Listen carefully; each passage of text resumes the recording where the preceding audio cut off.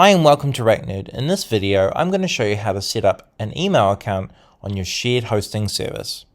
You can do this from the client dashboard by going to my.racknerd.com, or you can go to racknerd.com and click My Account. Once logged in, we want to click Services. We want to click on our shared hosting service.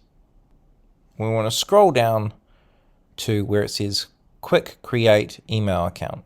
In this case, I'm going to type Dave. I'm going to put in my desired password and I'm going to click Create. The email address is now created.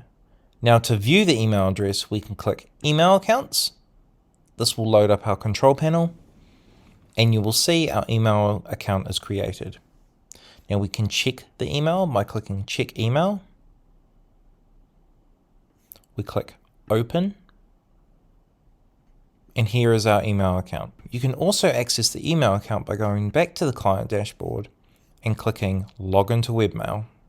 You will be presented with the login page.